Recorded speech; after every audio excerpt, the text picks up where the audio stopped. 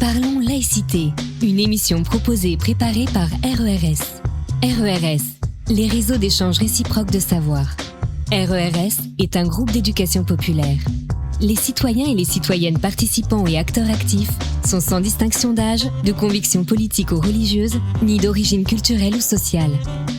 L'objectif est de participer concrètement à la vie de la République, même modestement, dans notre ville et dans notre région. C'est pourquoi chaque mois, nous nous retrouvons pour échanger autour d'un thème qui devrait nous permettre de cultiver et de développer notre liberté de conscience. Bonjour à tous et bienvenue pour cette nouvelle édition de votre émission favorite, Parlons laïcité. Voilà, nous sommes aujourd'hui à la date d'enregistrement, le jeudi 2 avril 2026. Aujourd'hui, on va parler du sujet exemple de combat sur la laïcité d'une élue locale. Et nous avons Marie-Laure Brossier qui est notre invitée aujourd'hui. Bonjour Marie-Laure. Bonjour à tous. Voilà, qui est membre du comité Laïcité République, qui va nous parler de ce sujet et de ce qui lui est arrivé. Et puis pour l'interviewer, nous avons bien sûr notre Alain intergalactique aussi. Bonjour Alain. Bonjour à toutes et tous. Voilà, nous avons bien sûr Agnès et Sébastien derrière pour organiser tout l'enregistrement, la production de cette émission. Nous avons toujours notre magnifique, extraordinaire Jean-Cri. Coucou Jean-Cri. Bonjour, bonjour. Voilà, qui commence déjà à griffonner et qui nous présentera ses dessins lors de la deuxième heure de l'émission, bien sûr. Eh bien, sans plus attendre, nous allons commencer. Parlons laïcité. Marie-Laure Brossier, bonjour.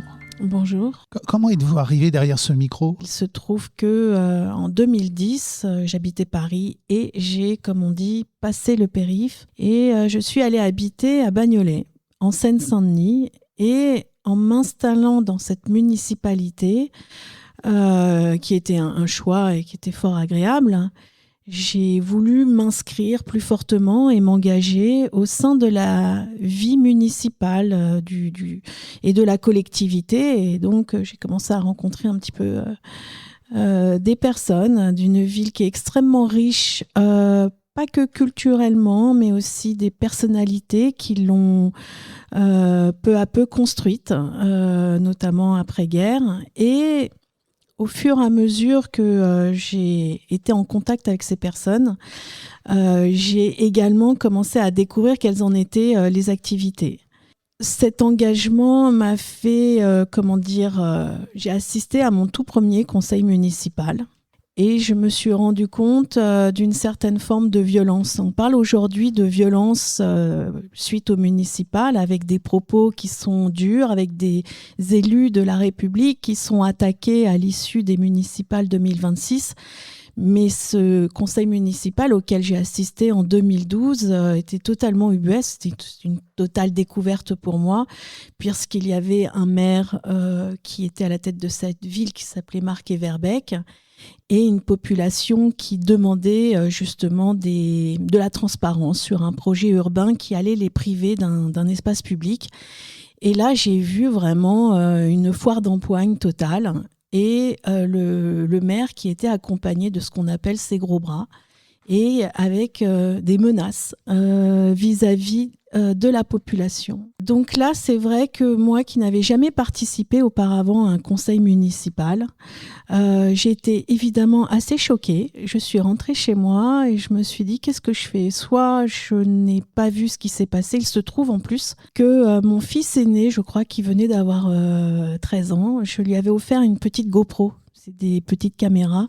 Et je ne sais pour quelle raison, quand je suis partie au conseil municipal, j'ai pris la GoPro et je l'ai mis dans ma poche. Donc j'ai filmé une partie de la soirée, qui est d'ailleurs toujours en ligne sur une chaîne YouTube. On va dire qu'à partir de cette soirée, j'ai commencé un petit peu à mettre les pieds plus profondément et avec plus de détermination, parce que je me suis évidemment posé la question, qu'est-ce qui se passe dans cette ville ? Et quelques mois plus tard, je rejoins une association de citoyens et nous sommes alertés par des va-et-vient dans un quartier qui s'appelle le quartier des Malassis, qui est un quartier populaire, et venait de s'installer quelques semaines auparavant une école coranique illégale dans des locaux municipaux, avec 80 enfants qui étaient déscolarisés de l'école publique pour passer leur journée. Et donc, ils arrivaient en minibus. Ce n'étaient pas du tout des enfants de la ville.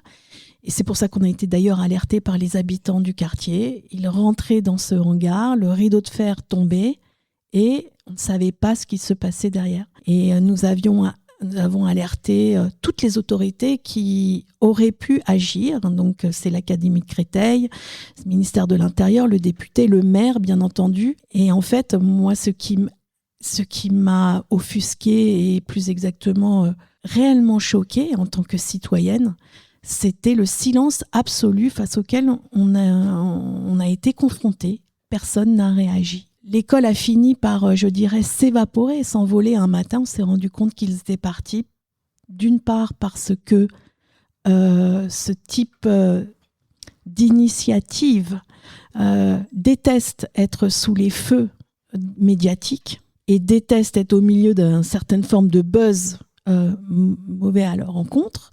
Et il y avait eu, donc je pense que l'information avait été dû remonter à la préfecture, une visite de sécurité du CHSCT, je crois que ça s'appelle comme ça, et qui avait conclu au fait que les locaux n'étaient pas du tout adaptés, en plus du fait que c'était des locaux municipaux. Je rappelle que les locaux municipaux ne peuvent pas accueillir des activités religieuses. Donc voilà, on va dire que j'ai été un peu jetée dans le bain, finalement avec du recul, avec une certaine forme de brutalité en termes d'information, parce qu'en toute honnêteté, je n'imaginais pas une seconde en fait que ces scénarios que je viens de vous raconter existaient réellement. Et je pense que si je les avais pas vécus réellement, j'aurais été comme beaucoup de mes amis à l'époque à Paris, lors de dîners ou quoi que ce soit.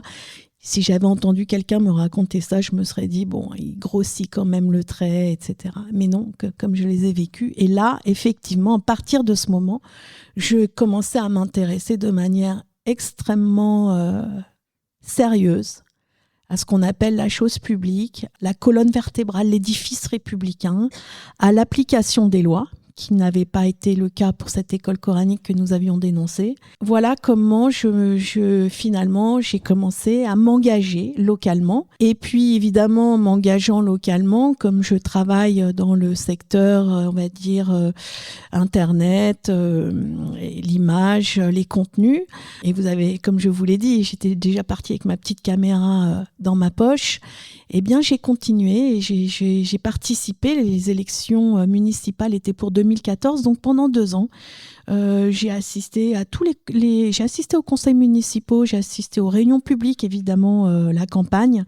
J'ai filmé et j'ai été un peu une espèce de citoyen témoin. Et évidemment, ensuite, on a levé le voile au fur et à mesure sur un nombre incalculable de dysfonctionnements, une gestion désastreuse qui a fait de notre ville la deuxième ville la plus endettée. Donc, on va dire que si j'avais envie d'avoir un baptême du feu en la matière, j'étais tombée exactement, c'est formation TGV, quoi. Et voilà. Et comme je suis quelqu'un d'assez déterminé, j'ai continué et je suis devant votre micro.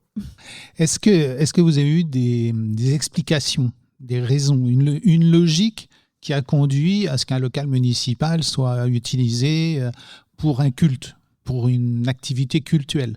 Non, la raison qui nous a été donnée, c'était que cette école, qui était déjà illégale, était installée auparavant dans une autre municipalité, dont j'ai oublié le nom, et qu'elle avait été virée.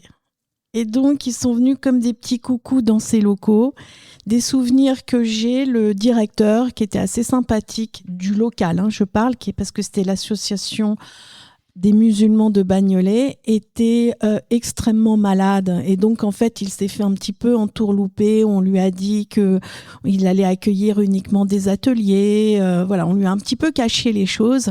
Évidemment, une fois qu'ils étaient installés, ils ont fait ce qu'ils souhaitaient. Donc, ce sont des techniques qui cherchaient des locaux. Et d'ailleurs, une fois qu'ils sont partis, il me semble bien qu'ils se sont installés à Bobigny. Il faut savoir que ce type d'initiative, qui est soit limite en termes de légalité, ou voire totalement, sont toujours à la recherche de territoires qui sont déjà fragilisés. On ne s'installe pas dans un territoire dans lequel les choses sont déjà bien cadrées et dans lequel vous avez une gouvernance, on va dire, ferme de l'application des lois dans une municipalité. Et comme il y a un certain nombre de municipalités qui, sur la ceinture rouge, puisque c'est comme ça qu'on l'appelait, à l'est de Paris, étaient un petit peu fragilisées politiquement, eh bien, voilà. C'était un petit peu le terrain qui était destiné. Et suite à cela, d'ailleurs, j'ai filmé les conseils municipaux, mais également les réunions publiques. Et effectivement, ensuite, je me suis engagée dans une liste. C'était une liste qui était une liste socialiste, mais je me suis engagée en tant que société civile parce que j'ai assez vite compris qu'en fait, si on avait envie de peser, fallait pas juste être un citoyen qui criait un petit peu au bout de la salle, mais qu'il fallait réellement pouvoir intégrer les mécanismes et les institutions de la République. Et donc, en tant que société civile, j'ai rejoint une liste qui a gagné. Et c'est la raison pour laquelle, en 2014, j'ai fait partie d'une majorité et qu'on m'a confié les délégations de la communication et du numérique. Et là, une deuxième aventure qui démarre, non moins rude. Bagnolet, c'est une ville un peu bétonnée de partout. C'est ça qui vous a plu ? Non, c'est pas le fait que la ville soit bétonnée. Ce qui m'a plu, c'était de pouvoir m'inscrire de manière plus dynamique et engagée sur le territoire dans lequel je vivais avec mes enfants. Et puis, c'est vrai qu'à partir du moment où on commence à débattre et que l'on a déjà des convictions, eh bien, finalement, c'est pas qu'on se prend au jeu, mais on a envie de pousser l'exercice plus loin et on comprend à quel point il est important d'être acteur de son environnement, parce que tant que vous ne participez pas, eh bien, vous laissez les autres le faire pour vous. Et assez rapidement, en fait, je me suis rendu compte que j'avais des convictions républicaines. Moi, je suis issue d'une famille mélangée comme une immense partie des Français, c'est-à-dire que vous remontez 2 générations et on a des personnes de ma famille et des familles de beaucoup de Français qui viennent un peu de partout.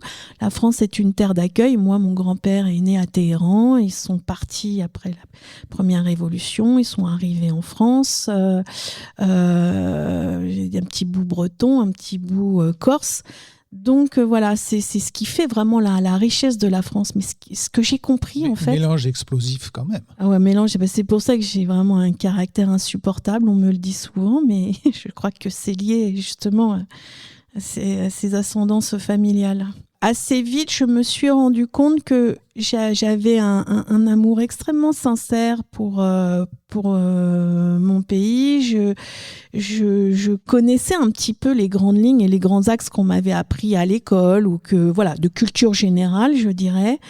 Mais finalement, je n'étais pas si cortiquée que cela sur les sujets des principes républicains, de la manière dont tout cela s'est construit sur les 2 derniers siècles, dont un qui a vraiment été sanglant, tout le 19e siècle, où on continue jusqu'au début du 20e siècle. Je parle en matière de construction, de consolidation du périmètre et vraiment de l'édifice républicain, universaliste, humaniste, émancipateur. Voilà, il y a eu une réflexion qui a été faite.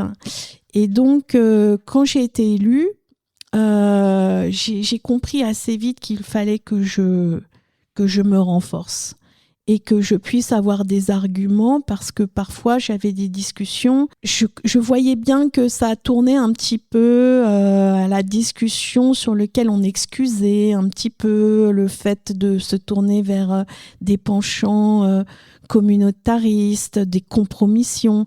Mais j'avais du mal à avoir les arguments pour bien mettre les mots dessus. Donc j'ai commencé vraiment un processus sur lequel j'ai lu, écouté, j'étais à des soirées de débat pour peu à peu consolider ce que un peu naturellement j'avais en tête, mais pour lequel je trouvais que j'avais des faiblesses en termes d'argumentation. Donc la première des choses que j'ai fait quand j'ai été élue, ça a commencé par consolider ma connaissance sur justement qu'est-ce que l'édifice républicain, quels sont les principes, quelles sont les valeurs, quelles sont les personnes qui ont pesé. Par exemple, si on prend un épisode historique comme l'affaire Dreyfus, il faut vraiment se plonger, commencer à comprendre comment est-ce que cette France qui a été divisée en deux, quels ont été les enjeux et comment est-ce que la mobilisation de personnes qui chérissaient la liberté de conscience, la transparence et la vérité ont permis justement d'entériner de manière très forte des valeurs qui sont encore vraies aujourd'hui et qu'il faut absolument continuer à protéger. Donc voilà, pour revenir à l'école, mais je suis vraiment quelqu'un de terrain, en plus j'ai besoin de vraiment mettre les mains dedans comme on dit. Mais ça, c'est pas vrai que pour mon engagement, dans mon boulot, partout, j'aime bien participer et être autour de la table et voir comment cela fonctionne dans le réel, même si j'apprécie grandement d'écouter des personnalités intellectuelles et d'essayer de comprendre quelle est leur vision et quels sont leurs concepts. Et en fait, au début de mon mandat, donc on est début 2015, les attentats. Et une semaine plus tard, je me fais attaquer de manière extrêmement frontale par une personnalité militante qui se dit antiraciste, décoloniale, d'ultra-gauche. Et parce que j'étais intervenue de manière assez forte pour dénoncer l'installation de l'école coranique illégale, avait décidé qu'il fallait m'éliminer en fait. Je ne parle pas physiquement, mais il fallait que je dégage du terrain. Et donc, cette personne a commencé à me diffamer publiquement, a écrit dans un blog qui était le sien de manière assez présomptueuse, se nommait le Groupement des associations de Bagnolet. Bon, le mec était tout seul quand même dans son groupement d'associations. Et comme j'avais réagi sur un article de presse qui dénonçait justement les compromissions entre les élus et les mouvances islamistes et les mouvances de trafic de drogue, parce qu'attention, Bagnolet, première place en Île-de-France, vient, je pense, détrôner Saint-Ouen en termes de trafic de drogue. C'est le number one. Donc, c'est pas anodin. J'avais exprimé mon accord en fait sur l'analyse qui avait été faite. C'était un article qui était dans Le Point. Et à l'issue donc de ma prise de parole sur mes réseaux sociaux, donc je me suis fait attaquer de manière extrêmement brutale, pour venir m'expliquer qu'en fait j'étais islamophobe, que je traitais les musulmans de nazis, évidemment, ce que je n'ai jamais fait, mais il avait instrumentalisé le titre de l'article dans Le Point. L'objectif, parce que c'est aussi une sorte de stratégie, c'est de taper le plus fort possible sur vos opposants. On retrouve les méthodes, d'ailleurs, je ne sais pas si vous avez vu, mais de certains partis politiques qui n'hésitent pas à être très brutales, parce que la sidération dans ce cas-là c'est l'idée de dégager vos opposants par la brutalité. Vous les sidérez et la peur fait qu'ils reculent. Moi, je ne suis pas très grande, mais je suis très déterminée. Et donc, face à ces attaques, je me suis rapprochée d'un ami avocat et je lui ai dit, voilà, ce gars qui s'appelle Youssef Brakni, qui par la suite était le porte-parole du comité Adama Traoré, me diffame régulièrement et de manière extrêmement brutale, me traîne dans la boue publiquement. Il est venu m'insulter en plein conseil municipal, je l'ai également filmé. Il n'est jamais revenu d'ailleurs, puisque j'avais adressé ce film à l'Assemblée nationale. Et donc, je lui ai dit, qu'est-ce que je peux faire ? Parce que là, je veux pas me laisser faire. Il m'a dit, tu demandes la protection fonctionnelle des élus à ton conseil municipal et on engage une procédure en diffamation. Et donc, je suis partie pour 3 ans de procédure judiciaire avec une première instance sur laquelle les magistrats ont considéré que Youssef Brakni avait le droit d'imaginer ce que j'aurais pu imaginer. Donc, en sortant, mon avocat a dit « Ok, avec ça, on refait tout le droit de la liberté d'expression, de la diffamation. On fait appel. » Et en deuxième instance, il a été très lourdement condamné. Quand je dis très lourdement, c'est parce que c'est pas facile quand vous attaquez de gagner en diffamation. Parce que le rôle des magistrats, c'est de protéger coûte que coûte la liberté d'expression. Ça peut aller assez loin. Et là, on avait vraiment préparé notre dossier. Ça a été ultra formateur. C'est une expérience, c'est toujours les expériences douloureuses, un peu rudes comme ça, mais c'est des expériences qui vous forment vraiment de manière très forte. En appel, j'ai gagné. Il a été condamné à 3 000 €, ce qui est beaucoup. Et c'est là où, quand je suis dans la ville avec mes collègues élus, je me souviens très bien, j'avais un collègue qui est venu me voir et m'a dit « Oui, je viens d'apprendre que tu exiges d'être payé de la condamnation. Et moi, si j'avais su que tu lui demanderais cet argent, je n'aurais pas voté ta protection fonctionnelle. » Et je lui ai répondu « Mais bien sûr que je vais lui demander cet argent. Ça fait 3 ans que je galère. C'est symboliquement pour moi et je vais aller le chercher. » Donc au début, évidemment, il a un petit peu esquivé, Youssef Brakni. Il ne voulait pas payer. Peut-être qu'il pensait que j'allais oublier. Et voilà. Et j'ai fait appel à un huissier que j'ai appelé toutes les semaines. Je crois qu'il en avait vraiment ras-le-bol de m'avoir au téléphone. Je voulais m'assurer que mon dossier il était au-dessus. Et puis un matin, il a eu une enveloppe avec 3 000 € cash dedans. Et voilà, là, mon premier procès était terminé. Et il y en a eu un autre plus tard. Sacrée aventure quand même. Vous êtes élu, vous battez contre. Racontez-moi aussi des victoires pour. Les victoires pour... Là, le pour, en fait, il a fait partie aussi d'un combat contre ma ville. En fait, j'ai attaqué ma ville aussi après. Carrément. Ouais, carrément. Une élue qui attaque la ville, c'est étonnant. Ouais, c'est vrai. Mais c'était le moyen de faire appliquer la loi de 1905, le principe pour lequel nous sommes réunis aujourd'hui. Et donc, il se trouve qu'à un an des élections de 2020, la majorité de la ville concocte en 4e vitesse une délibération pour la vente du terrain de la mosquée de Bagnolet. C'est un terrain en bail amphithéotique. Alors, qu'est-ce que c'est un terrain en bail amphithéotique ? C'est un dispositif qui permet de mettre à disposition des terrains, généralement pour une somme symbolique et pour une période assez longue. En l'occurrence, à Bagnolet, c'était 1 € par an pour une période de 90 ans, il me semble, ou 80 ans. L'association musulmane de cette mosquée voulait acquérir absolument, devenir propriétaire de ce terrain sur lequel était bâtie la mosquée.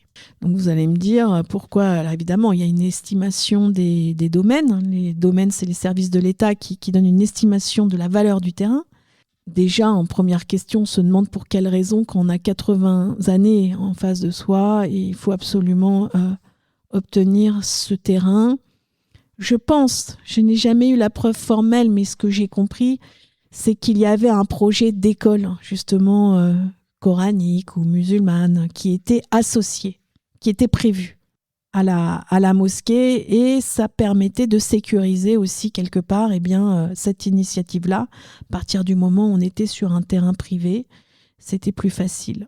Et en fait, en tant qu'élu, ce que vous recevez, c'est pour ça que c'est important d'expliquer même pour les collégiens, c'est que en tant qu'élu, quand vous votez des délibérations, vous recevez un dossier qui normalement doit être suffisamment fourni pour que nous, en tant que représentants et en charge d'un mandat pour une ville, on puisse se faire une idée, donner notre avis et puis estimer si l'on doit voter contre ou pour. Et là, on a un dossier, mais qui est squelettique. Il y a les statuts de l'association ne sont pas présents, on ne sait pas qui finance. Et surtout, la ville nous fait voter une délibération dans laquelle elle explique que sur les 900 000 €, elle va permettre un paiement à hauteur de 250 000 € à taux zéro, c'est-à-dire cette somme-là échelonnée sur un certain nombre d'années. Et donc, c'est là où, justement, en termes légaux, il y a un caillou dans la chaussure. Parce qu'on peut considérer que ces 250 000 € qui sont mis à disposition immédiatement pour l'achat du terrain, mais qui vont être échelonnés sur un certain nombre d'années, finalement, c'est un prêt déguisé à taux zéro et donc, par conséquent, une certaine forme de financement d'un lieu de culte. Alors là, on est en plein dans l'illégalité totale pour la loi 1905, qui ne peut pas financer des lieux de culte. Donc, je fais une demande en référé du préfet. Je ne vais pas dire trop de mal des préfets là au micro parce que ce n'est pas gentil. Mais tous les préfets que j'ai vus passer en Seine-Saint-Denis ont été totalement absents. J'étais quand même élue, même si c'est à tout petit niveau. Quand vous envoyez des messages et que vous êtes élu, que vous avez un mandat, vous êtes sur des terrains fragilisés, que vous êtes quand même bien isolé dans votre combat et que vous vous battez pour faire appliquer les lois de la République et que vous n'avez même pas le droit à une réponse, moi je suis désolée, mais il y a déjà un énorme problème. Enfin bon, passons. Comme il ne m'a pas répondu, j'ai été dans l'obligation de me saisir du tribunal administratif parce que tout ça est très codé légalement. Donc, pas de réponse. Je me saisis du tribunal administratif et hop, c'est reparti pour 3 années de procédure pour défendre ce pourquoi j'avais attaqué la ville.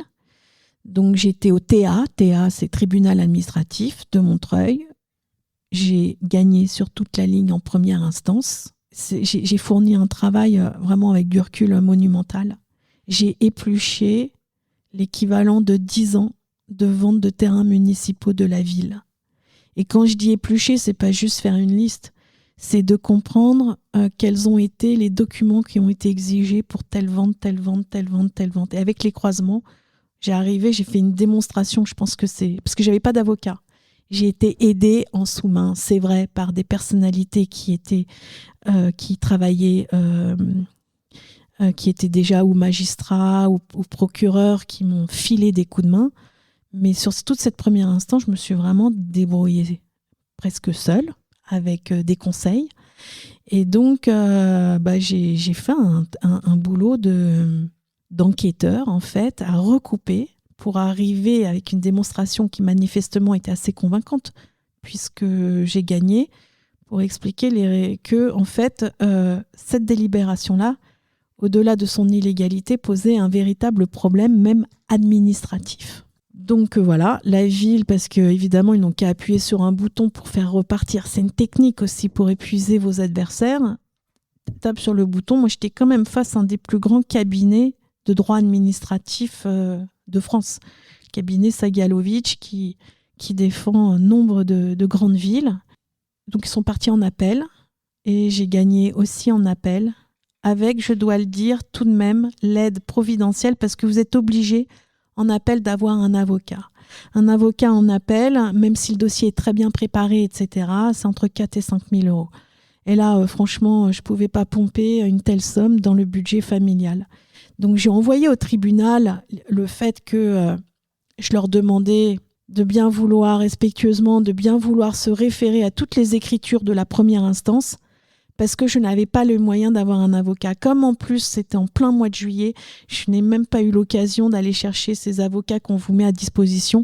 Et pour ne pas vous cacher, j'avais pas envie de me tarter un bras cassé qu'on allait me donner d'office, qui allait rien comprendre au dossier et me casser tout mon travail. Donc j'ai envoyé cette lettre et à la limite de la fin de dépôt des dossiers, alors que bon voilà, moi je m'étais dit tant pis, je perds, je vais faire le dos rond, ils vont tous me sauter dessus après pour crier victoire, parce qu'évidemment quand on se défend pas c'est compliqué. Il y a une association qui s'appelle l'AD3L, qui est une association de défense des laïcs, qui a été dont le président se nomme Jean Javani et accompagné de Valérie Pilser, qui sont des personnes que j'avais également connues déjà au comité Laïcité République. Et Jean Javani m'appelle et me dit: on vient de monter cette association, on sait que tu es en procédure, est-ce qu'on peut venir, est-ce qu'on peut t'aider? Et je dis: écoute, je pense qu'il est trop tard. C'est dommage parce que vraiment, j'aurais bien aimé avoir le soutien d'un avocat. Et il me rappelle 3 jours plus tard, il me dit Maître Frédéric Thiriez, qui est un grand avocat, était l'avocat de la Fédération française de foot, entre autres, et qui s'était élevé contre le port du hijab pour les compétitions de foot féminines. Il est OK pour t'accompagner gracieusement. Donc voilà, je dis écoute, je vais vite envoyer tous mes dossiers.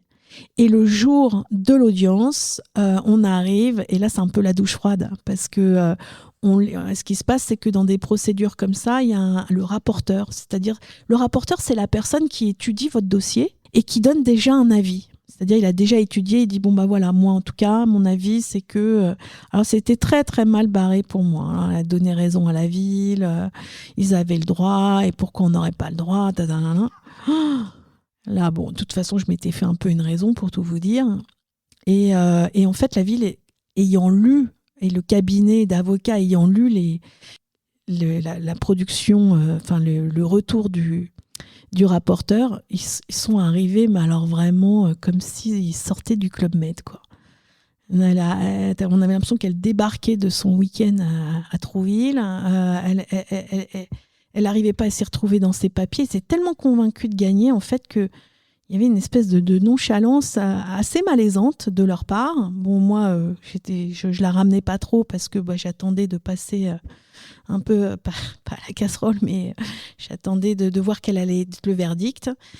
Et en fait, j'ai senti chez les magistrats qu'il y avait quand même des questions qui commençaient à se poser. Quand Maître Thiriez a pris la parole, il n'a pas pris la parole longtemps, et c'est là où on reconnaît les très grands avocats. Tout d'un coup, il a retourné la table en 10 minutes. Et à la fin... La présidente n'était même pas obligée d'ailleurs de lui donner la parole, mais si Maître Thiriez se déplace en personne, c'est compliqué de ne pas lui donner. Ils sont quand même très courtois entre eux. Hein. Dis-moi que Maître Thiriez, je vous en prie, prenez la parole. Et à l'issue de sa prise de parole, sur les conclusions, le tribunal en fait a dit qu'ils avaient besoin un petit peu de réfléchir. Ils nous ont signifié le fait qu'ils voulaient réétudier le dossier. 3 semaines plus tard, j'ai appris que là, pareil, j'avais gagné sur toute la ligne. Donc, il y a aussi un peu de destin et une petite étoile comme ça qui m'a accompagnée pendant mon mandat. Et je pense que si je n'avais pas gagné d'ailleurs mes 2 procès, c'est fort probable que j'aurais déménagé. Vous avez gagné au nom de la laïcité ou en votre nom ? J'ai gagné en mon nom pour l'application du principe de laïcité. Donc voilà, pour les 2 épisodes. Et puis ensuite, effectivement, ce que j'ai observé dans ma ville, au-delà de... Déjà, ce que je voulais dire et ce qui est très important, c'est que l'état de droit est essentiel. On parle souvent de défendre les principes républicains, l'édifice républicain. L'état de droit, c'est-à-dire absolument d'être de la plus grande clarté et de la plus grande fermeté vis-à-vis de l'application de nos lois républicaines, ça ne peut souffrir d'aucun arrangement. Au même titre que la laïcité, si vous me demandez mon avis, ne peut pas souffrir de quelconque adjectif raccordé derrière, de laïcité apaisante, de laïcité je ne sais quoi. Non, la laïcité, elle s'applique. C'est une des lois, d'ailleurs, un des principes les plus clairement exprimés. Le texte de loi, je dirais, pour y raccrocher autour tout le substrat et tout le terreau sur lequel il faut comprendre le contexte pour cette loi. C'est-à-dire que ce n'est pas exprimé verbalement ou par écrit dans la loi, mais on ne peut pas dissocier le principe de laïcité de l'émancipation du citoyen, de la liberté de conscience, de l'égalité, cette promesse républicaine qui est faite aux citoyens. Et c'est extrêmement important parce que ça donne un périmètre qui est un peu plus élargi, mais qui permet d'incarner, au-delà de la loi, exactement ce que l'on souhaite comme modèle de société. Nous sommes quelques semaines après les élections. Il s'est passé beaucoup de choses en termes de liberté d'expression, en termes de respect des élus. Vous pensez qu'aujourd'hui, ça serait toujours possible de faire la même chose ? Il y a eu des impacts sur votre famille, par exemple, sans doute. Des impacts, heureusement, mais ça, je me le dis souvent, ça existe encore, l'émission Une famille en or. je dois dire que mon conjoint m'a toujours beaucoup soutenue. Et puis, peu à peu aussi, j'ai eu autour de moi des personnes qui m'ont soutenue. Alors, ils sont jamais à ma place parce que ça abîme. Ça occupe beaucoup le cerveau. Les sacrifices, ils sont sur le temps que vous consacrez à votre famille, ça c'est vrai. Également sur les sacrifices que vous faites concernant votre vie professionnelle, parce que le temps que vous passez à militer, à comprendre les heures que j'ai passées, ne serait-ce que sur les 2 procès, sont des heures sur lesquelles moi je n'ai pas été chercher des clients pour ma société. Donc c'est un grand écart qui est difficile à mener. Donc oui, il faut être bien entouré, il faut psychologiquement être fort. Si par exemple vous avez un profil sur lequel vous avez, je sais pas, c'est important pour vous que les gens vous aiment, ne le faites pas. Et il faut être capable d'avancer. Et je dis pas que c'est une qualité, je dis juste un constat. Si vous vous battez comme ça compte tenu de la brutalité et de l'isolement dans lequel vous êtes, il faut accepter que les gens vous détestent, disent du mal de vous, disent des mensonges de vous, et il faut quand même tenir. Voilà, moi je me suis toujours dit, je suis descendue dans l'arène, je vais en assumer les conséquences, c'est la règle du jeu. Je les attaque, ils vont se défendre en face. On est dans l'arène et à moi d'être la plus pugnace, la plus maligne, la plus stratégique. J'ai beaucoup de réflexions dans ma tête. Parfois mes enfants, mon mari me dit on te parle, t'es complètement ailleurs. Mais c'est pas que je suis ailleurs. Je suis en train de mouliner dans ma tête. Souvent, j'ai des petits vélos comme ça qui tournent et je me dis tiens, ça peut-être il faut faire comme ça, il faut faire comme ça. Voilà, et beaucoup de bouillonnement pour trouver les bons axes pour tenir bon. Bon, résultat des courses, du coup, après ces 2 procès gagnés, c'est vrai qu'ils ont commencé à me foutre la paix. L'augmentation de la violence, l'augmentation des noms d'oiseaux dont on se traite, y compris à l'Assemblée nationale, ça n'a pas un impact sur la vie quotidienne des élus ? Si, bien sûr, parce qu'en fait, il y a une sorte de banalisation de la violence. Et d'ailleurs, je vais vous raconter une anecdote. En fait, Youssef Brakni, un jour, et je l'ai filmé, vous pouvez le retrouver sur YouTube, mais m'insulte copieusement. Mais c'est vraiment dégueulasse, quoi. À un moment, comme j'avais filmé cette scène-là, je dis à mon avocat, regarde quand même, il faut que les magistrats voient ce qui s'est passé, j'ai filmé, il faut que tu verses cette pièce au dossier. Parce qu'une procédure judiciaire, c'est 80% de stratégie. Et évidemment de compétences, mais c'est de la stratégie. Et la stratégie, c'est à la fin, il faut gagner. Parce qu'on se souviendra que j'ai gagné ou pas, quel que soit le chemin que l'on ait pris. Bon, bien entendu, il faut avoir des arguments solides. Et je lui montre évidemment ce bout de vidéo honteux, avec ce gars qui est en train de me vomir dessus des insultes, devant tout le monde, publiquement. Et il me dit non, on va pas verser cette pièce au dossier. Et je dis mais pour quelle raison ? Parce que quand même c'est énorme. Je dis, tu vois ces images ?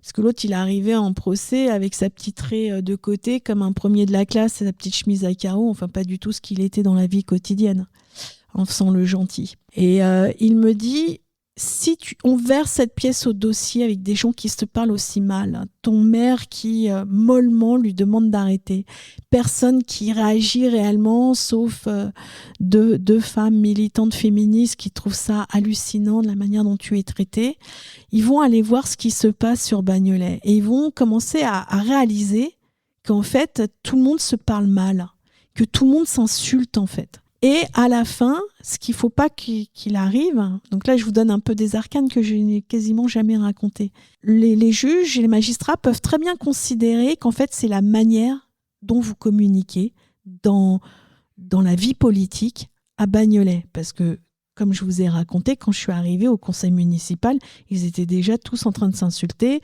Les gros bras et les caïds de la drogue qui font leur loi pour le maire auprès de la population. Enfin, moi, on était déjà dans un contexte complètement hallucinant.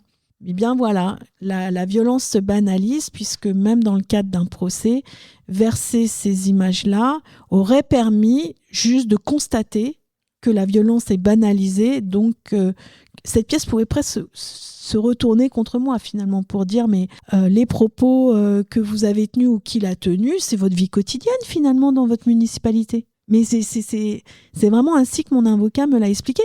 J'ai eu du mal.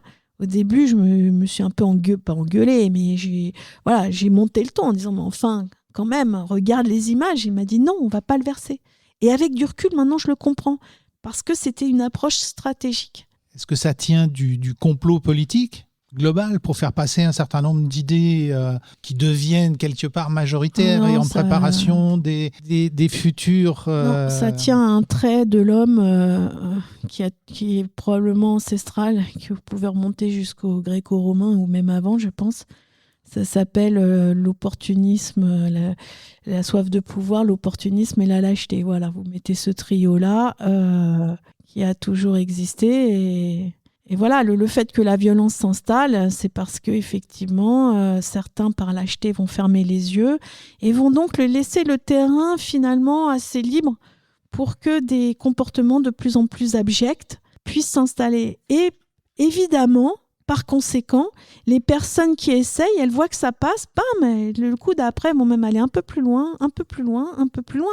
Et c'est une des raisons pour lesquelles, moi, tout de suite, je me suis dit, il faut que je réagisse tout de suite. Je saisis la justice et je ne laisserai pas faire. À partir du moment où vous pliez, vous regardez ailleurs, vous faites le dos rond, etc., c'est fini. Il faut 3 ans pour obtenir raison. Ah ouais, il faut tenir, ouais. C'est pas décourageant par avance. Non, j'ai été obsédée par gagner ces procès. Voilà. Je pense que si je les avais perdus, j'aurais à avaler et digérer.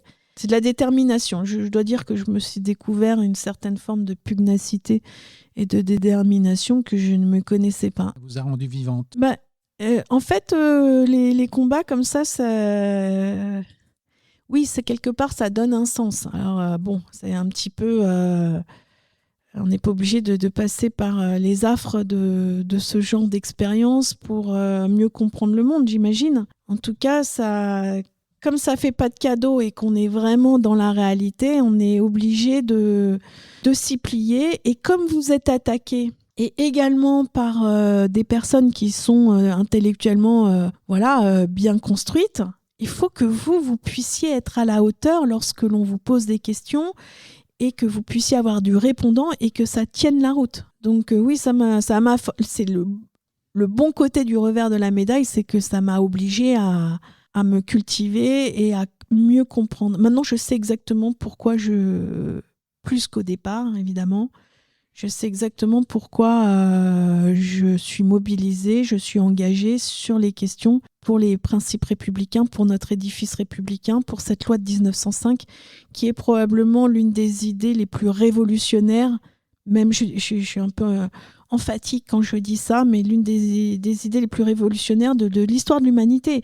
C'est-à-dire qu'à un moment donné, il y a 2 ans de débat dans une assemblée de politique pour la gouvernance d'un pays qui vient débattre pour expliquer qu'il faut séparer absolument, de manière extrêmement forte, la religion d'un côté et la gouvernance d'un État de l'autre. Et en fait, quand vous regardez même sur l'histoire de l'humanité, cet acte-là, tout comme la Révolution française, etc., moi, je me suis aussi fait la réflexion que j'étais née dans un pays qui avait quand même eu des épisodes extraordinaires.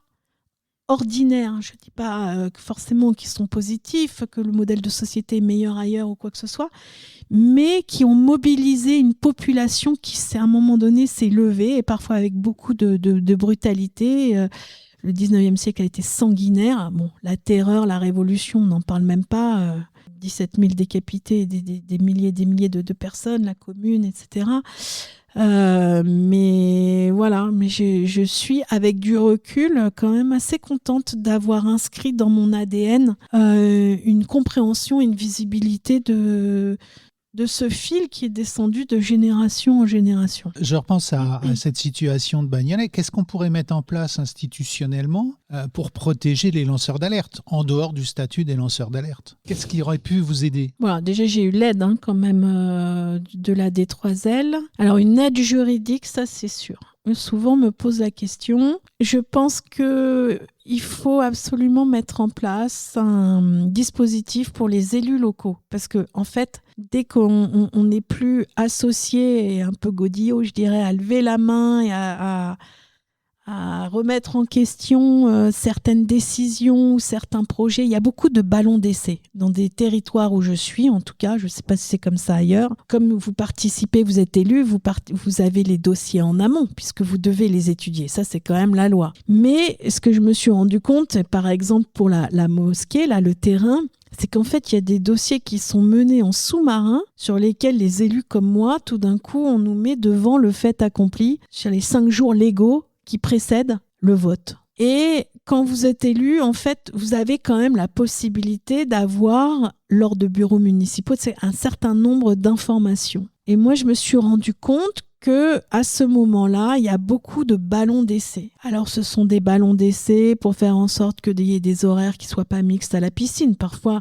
il y a même des sujets, moi, on m'a dit, mais c'est anecdotique, Marie-Laure, pourquoi tu nous emmerdes avec des sujets si les femmes ont envie de nager tranquillou, toutes seules que entre femmes, quel est ton problème? Et je dis, c'est pas que c'est un problème, c'est que ça contrevient à la loi et aux règles. Si vous n'êtes pas d'accord avec ça, alors à ce moment-là, vous montez un lobby de citoyens et vous venez expliquer les raisons pour lesquelles vous estimez que maintenant il faut autoriser cela.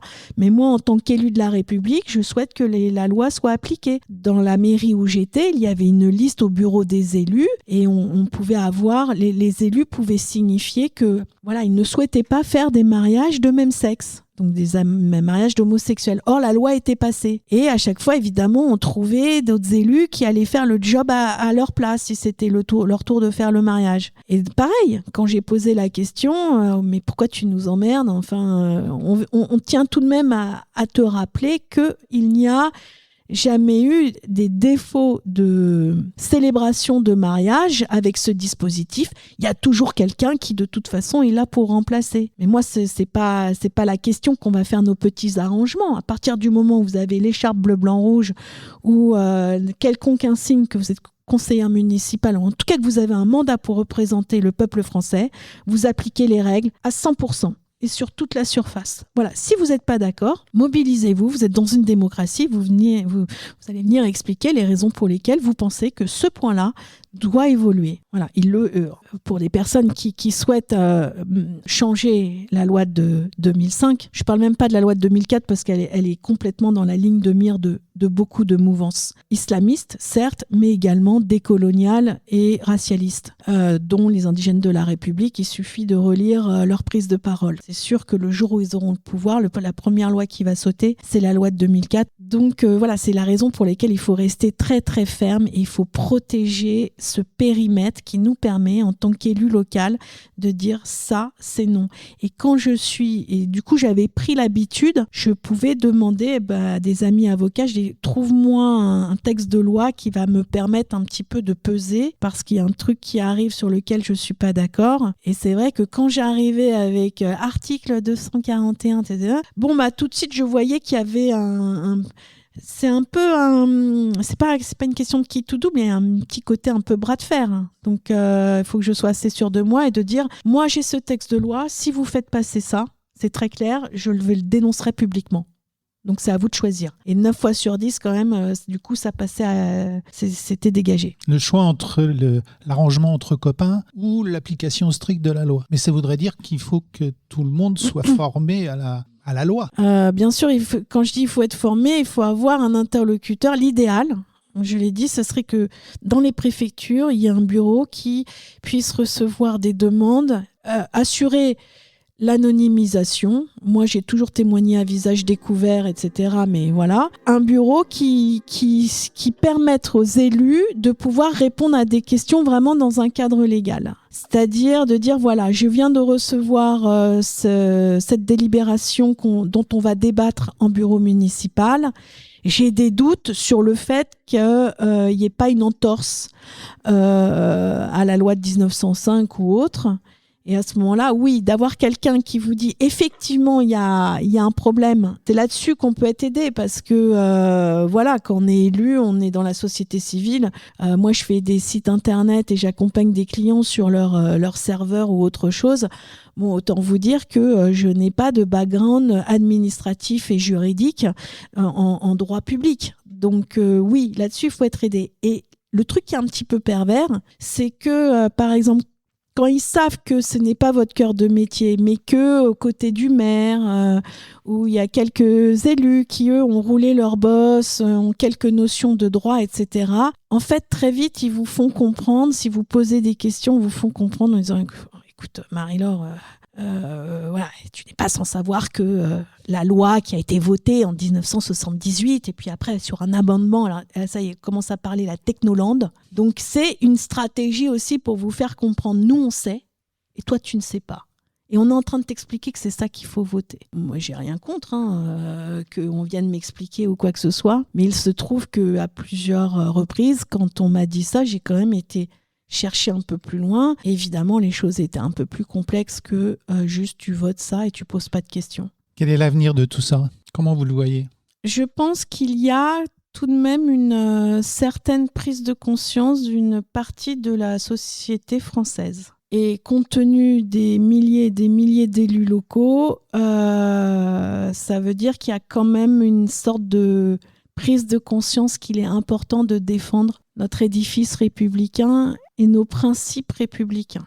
Je regrette parfois les langages de « en même temps » ou comme là, Nunez, là, qui c'est tout neuf, ça vient de sortir quand il fait un discours à la mosquée de Paris pour expliquer que en gros, ça ne lui pose pas de problème qu'il y ait des gamines de 5 ou 6 ans qui soient voilées et que c'est pas ces petites gamines qui vont être des enjeux ou des menaces pour le vivre ensemble et la cohésion sociale. On n'a jamais dit que ces gamines allaient attaquer qui que ce soit. C'est pas là que se tient le débat et il le sait très bien en tant que ministre. On questionne le fait qu'un marqueur identitaire religieux soit porté par une enfant quand on sait également, alors bien sûr elle n'a pas le droit de le porter à l'école, dans l'enceinte de l'école, on peut se poser des questions quant à la pression religieuse et à la pression sexiste que peut symboliser le port d'un marqueur religieux comme celui-ci. L'avenir alors ? Et l'avenir, c'est la tolérance ou l'accommodation ou le respect strict ? Non, le de la respect loi ? strict.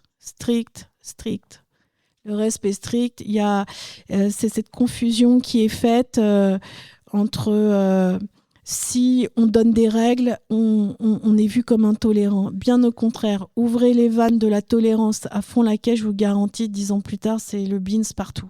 Il faut des règles parce que c'est justement en s'adossant à des règles et à une colonne vertébrale que l'on peut grandir et justement mieux s'épanouir. Quand on a des règles collectives, une vision commune d'une société dans laquelle on a tous envie de vivre, eh bien oui, c'est un peu plus exigeant que le modèle multiculturaliste anglo-saxon où en gros on est chez McDo, mets-toi autour de la table et puis on a tous nos identités, la seule chose c'est que chacun fait ce qu'il veut. J'ai un fils aîné de 26 ans qui est franco-britannique. On a eu beaucoup de discussions là-dessus. Je peux vous dire qu'il est convaincu que le modèle français, clairement celui qu'il faut, en tout cas que lui a aussi envie de défendre. Et c'est pas juste l'avis de mon fils, hein. Je réduis pas du tout ça à lui, mais comme il se trouve qu'il passe la plus claire de son temps en Angleterre, il voit bien ce qui est en train de se dérouler également là-bas. Et je peux vous dire qu'il y a beaucoup aussi de personnes qui nous envient notre laïcité. Je parle même pas des Anglais qui aujourd'hui voient comment leur pays est grignoté et fragilisé par le communautarisme, notamment salafiste. Vous prenez les militants iraniens qui aujourd'hui se battent jusqu'à la mort pour leur liberté. Quand vous leur parlez, à chaque fois ils vous disent « le jour où les mollahs tomberont, nous serons le premier pays de république laïque du Moyen-Orient ». Ils ne veulent plus d'avoir de cette religion dans leur vie quotidienne qui vienne leur expliquer comment ils doivent s'habiller, comment ils doivent penser, comment ils doivent manger. Ils ont une soif de liberté immense. et la laïcité, et ils le disent à chaque fois, ils ne comprennent pas pourquoi on ne protège pas plus ce principe, ils ne comprennent pas alors qu'on a ce bijou dans nos mains, et puis on est là à jouer avec le feu alors qu'eux ne rêvent que de ça. Voilà, l'avenir c'est strict, on tient bon, on avance et on ne se laisse pas marcher sur les pieds. Parlons laïcité, une émission proposée et préparée par RERS, les réseaux d'échange réciproque de savoir. Merci beaucoup Marie-Laure pour tout ce témoignage et on va commencer à passer aux questions-réponses de notre public. Alors qui veut commencer à poser la première question ? Bonsoir madame, d'abord merci beaucoup pour votre témoignage, à la fois très concret, très ancré dans la réalité quotidienne et en même temps absolument édifiant. Est-ce que vous avez reçu de l'aide de certaines parties de la société civile ? Je pense à peut-être des associations de quartier ou des administrés de votre ville. Pourquoi pas des féministes ? Vous avez parlé d'isolement, mais est-ce que vous pourriez nous donner un peu plus d'informations sur peut-être des personnes qui, elles aussi, ont pris conscience du sens de votre combat ? Alors oui, évidemment, quand on mène un combat, alors encore plus quand on est élu, et donc forcément, il y a une certaine forme de médiatisation, de rayonnement, en tout cas des procédures ou de méprise de parole.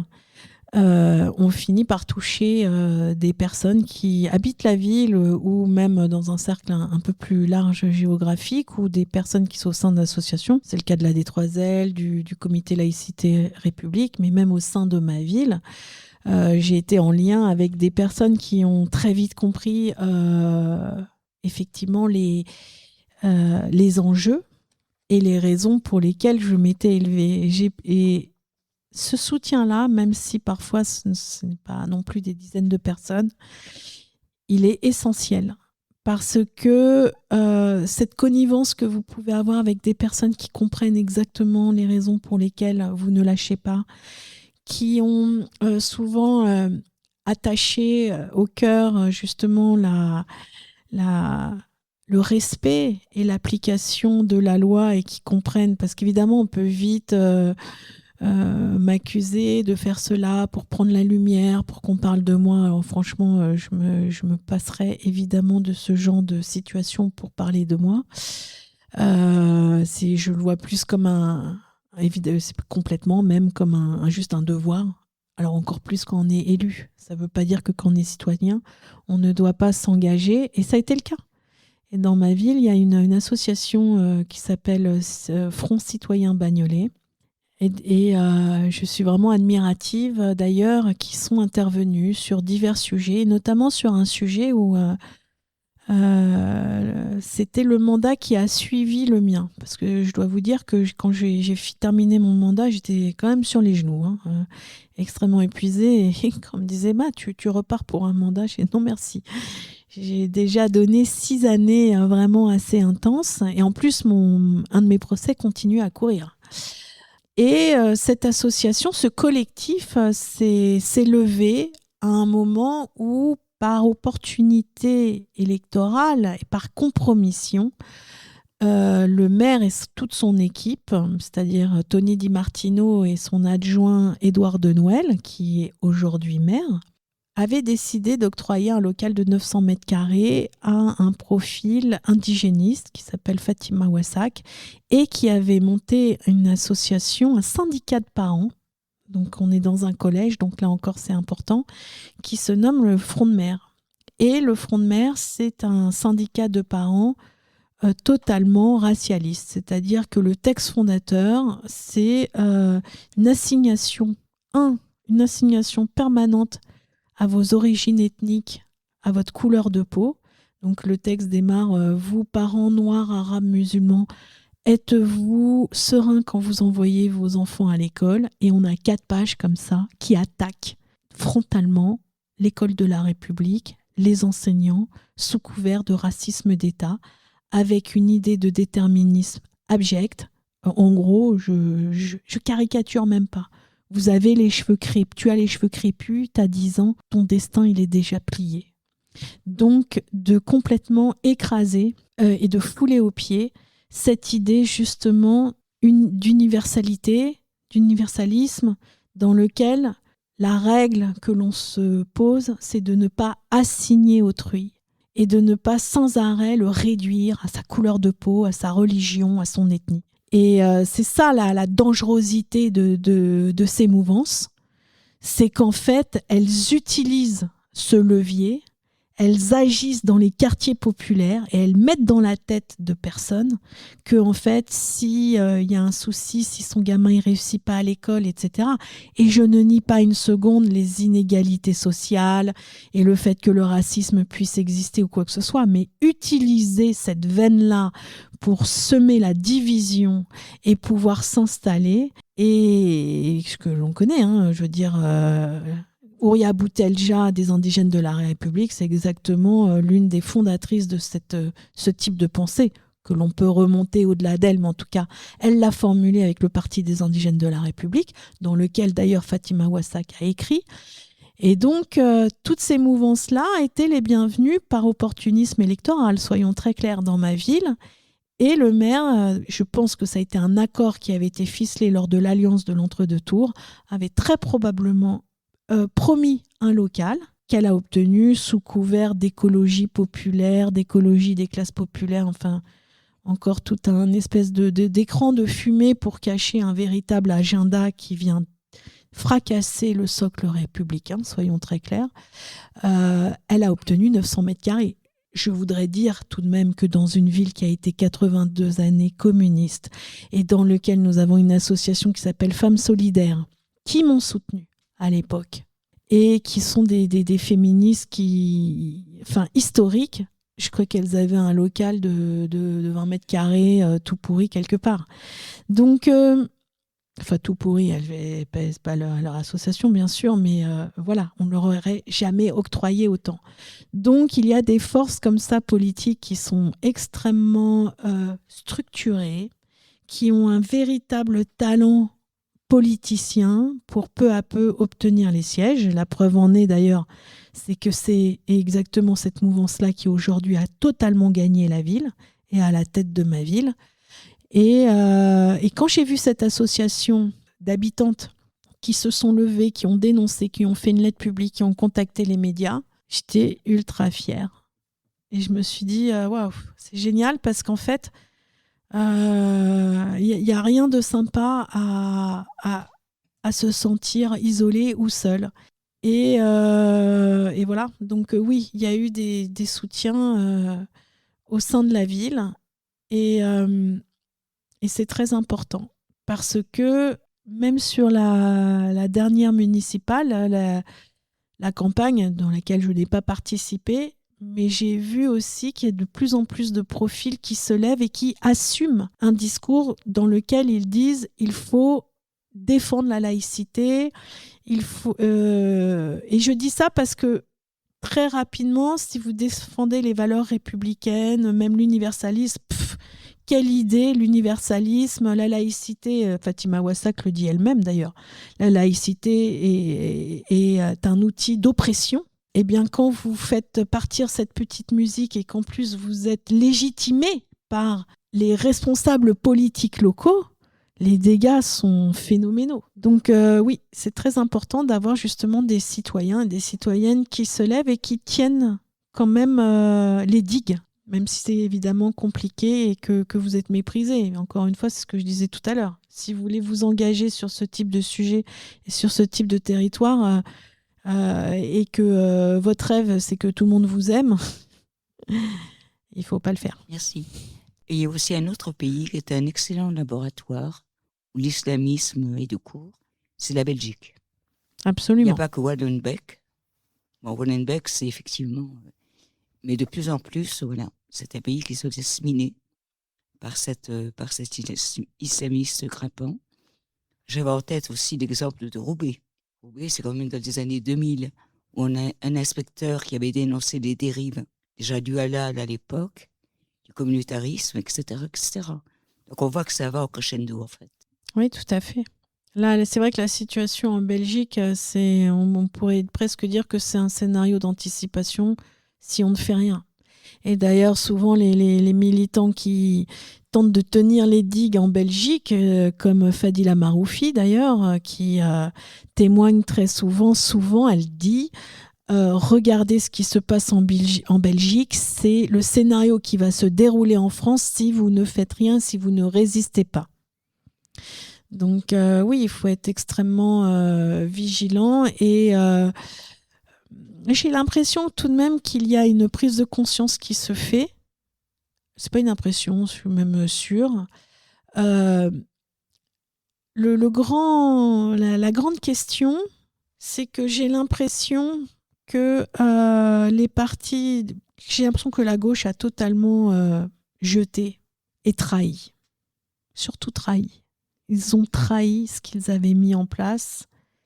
Et on voit encore, d'ailleurs, aux dernières élections, avec, pour reprendre les expressions de cet homme politique qui parle souvent de pudeur de gazelle, des alliances, etc. On voit bien qu'ils n'arrivent pas à rester dignes, ils n'arrivent pas à tenir, ils le savent que leurs principes et que leurs valeurs sont trahis, les valeurs de gauche. Malgré cela, voilà, et c'est pas avec les 3-4 personnalités qui effectivement que j'admire, comme Michael Delafosse à Montpellier ou Carole Delga ou d'autres qui essayent quand même de faire en sorte de tenir un peu la barre. Mais la réalité est qu'aujourd'hui, ils ont perdu une crédibilité énorme de la part des Français et donc ils ne pèsent plus grand-chose. Et donc, la question est, ce principe de laïcité, qu'est-ce qui va se passer ? Parce qu'on voit bien aussi, moi j'ai fait un 180 degrés, parce que je suis née dans une ville qui s'appelle Versailles. J'ai grandi dans cette ville, j'étais dans des écoles de jeunes filles de bonne famille, à Blanche de Castille. Mon frère était à Saint-Jean-de-Béthune, donc je connais très bien. Et puis, voilà, quelques années, décennies plus tard, j'ai fait un 180 degrés et je suis à Bagnolet. Ce qui me pose question, c'est que la petite musique d'attaque de la laïcité, je l'entends aussi dans les propos que je peux voir sur certains plateaux, quand on a des De Villiers ou autres qui viennent vous expliquer que la laïcité ne vous protège pas et après tout, ce n'est pas non plus l'alpha et l'oméga et l'universalisme, encore cette idée un petit peu foireuse qui finalement, etc. Comme il y a plus comme le centre s'est vidé de sa substance et qu'on laisse ce principe comme ça suspendu au lieu de s'en réemparer, eh bien, il y en a un certain nombre qui s'en emparent, je pense sincèrement, peut-être des gaullistes, je ne sais pas, enfin voilà, des personnalités qui sont convaincues qu'il faut continuer à protéger. Mais je ne sais pas, en fonction des résultats de 2027, qu'est-ce qu'il va vraiment advenir de ce principe. J'entends bien entre les lignes un peu ce sentiment un peu de revanche de 1905. Vous nous avez eu en 1905, on a dû lâcher en 1905. Et c'est vrai qu'ils ont une opportunité, une opportunité peut-être de prendre un petit peu leur revanche. Et donc l'objectif dans la petite musique qui se diffuse, c'est de dire que finalement la loi de 1905, ça sert à rien, ça nous protège pas. L'universalisme, ça c'est des trucs du 19e siècle, faut arrêter avec ça, il faut qu'on soit plus pragmatique, et de réduire les deux, de les déformer en fait. Parce que l'universalisme, ça ne veut pas dire qu'on vous retire votre identité. Et donc, il essaie de faire croire que l'universalisme, finalement, c'est ce gros truc finalement tolérant, où vous êtes un citoyen parmi d'autres et qu'il n'y a plus de différenciation. Pas du tout. Rien ne nous empêche d'être ferme, de poser nos principes, d'avoir une vision et un modèle de société que l'on a envie de défendre et d'avoir une immense diversité. C'est toujours été le cas. Au contraire, c'est un moyen de tous se retrouver. Maintenant, la fameuse tolérance du vivre ensemble qui a permis peu à peu de lâcher les choses. Je suis désolée de le dire, paix à son âme, mais quand Jospin a cédé avec le voile à Creil, il a fait un mal immense. Il a mis le pied dans la porte et c'était fini. Ils se sont tous engouffrés derrière. Et je pense aussi à cette phrase de Gérard Collomb. Aujourd'hui, nous vivons côte à côte et bientôt nous nous retrouverons face à face. Effectivement, de faire en sorte que la société ne soit pas aussi fracturée. Je pense quand même que des mouvances comme la France Insoumise et tout ce monde autour qui gravite fait énormément de mal. Ils ont une telle place dans les médias, ils ont les portes ouvertes. Ils ont dévoyé l'écologie avec des Sandrine Rousseau qui nous parlent de patriarcat. Enfin, je veux dire, même Fatima Ouassak, elle fait 4 pages d'articles. Le titre, c'est « Il faut placer la lutte contre le racisme au cœur des questions écologiques ». Bon, je veux dire, mais tout passer par le fil de l'aiguille avec une vision unique comme ça de lutte contre le racisme, il faut que ces gens voyagent pour voir à quel point... ils n'ont pas besoin d'aller très très loin, hein. Ils passent même la Méditerranée et vont voir comment sont traités. Il y a encore des esclaves en Libye qui sont vendus comme des bestiaux, etc. On ne les entend pas sur tout un tas de sujets ailleurs. Donc oui, il faut lutter contre le racisme, mais je trouve qu'il y a un effet pervers. Et c'est un effet pervers. Moi, je vous parle d'une personne qui est la 2e génération de personnes qui sont venues de l'étranger. C'est une expression, une main devant, une main derrière, c'est-à-dire avec rien, et qui ont eu l'opportunité, grâce à la société française, une génération plus tard, sur 4 enfants, il y en a 3 qui avaient fait des études de médecine. Il y a eu peut-être il y a un ascenseur social qui est un peu en panne, mais il y a des opportunités et même une capacité d'accueil qui est tout de même assez phénoménale. Et j'en veux beaucoup à toutes ces mouvances, et notamment à la gauche, soi-disant bien-pensance, qui achète tous ces petits tickets pour le paradis des bien-pensants, de verser dans ces sentiments de victimisation et de faire de la victimisation vraiment le levier pour pouvoir vous instrumentaliser.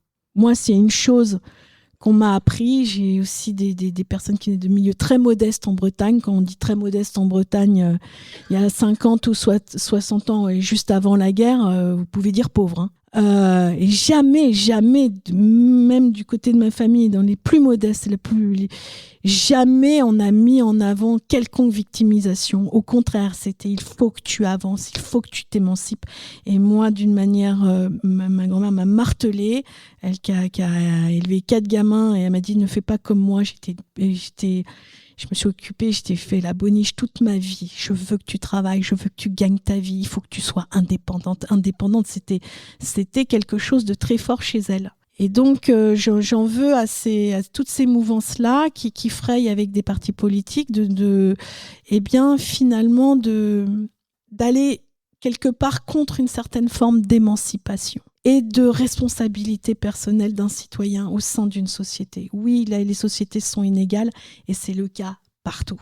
Et ça sera le cas de manière éternelle. Maintenant, comment est-ce que tu peux quand même trouver ta place ? Eh bien, moi, je trouve que l'édifice républicain, l'universalisme, l'humanisme permet cela. On va regarder maintenant du côté de Jean-Cry, qui dessine. On va voir un petit peu ce qu'il a déjà commencé à faire. Parlons laïcité. Bien, effectivement, sujet compliqué, la pression des religions dans le local en général, et puis cette espèce de clientélisme où on croit qu'on est sympa, qu'on est tolérant, puis en fin de compte, effectivement, c'est pas grand-chose, quoi. J'ai repris un peu dans l'esprit de ce que vous avez fait, cette notion de laïcité, boussole de l'élu local. Et donc là, j'ai un dessin où effectivement, j'ai un élu local qui tient une boussole, et puis la petite aiguille qui est censée, elle saute. Elle saute en l'air, et puis il dit effectivement, et c'est un peu compliqué ces temps-ci parce qu'on voit bien que c'est brouillé, les repères sont complètement brouillés, y compris au plus haut niveau de l'État d'ailleurs, hein, même au niveau du président de la République, ce qui est plutôt grave. Et puis un deuxième dessin, puisqu'effectivement, il y a élus locaux et clientélisme cette fois-ci, et donc on a une mairie où effectivement tous les symboles, les principaux symboles religieux sont inscrits, ceux qu'on peut trouver. Parce que quand même, on en recense près de 3000, paraît-il. Et puis, donc, il y a l'élu qui présente la mairie avec tous les logos des religions, et puis qui dit, on s'adapte. Et puis là, il y a un monsieur avec une passoire sur la tête, et une Bible pastafarienne qui dit, et nous ?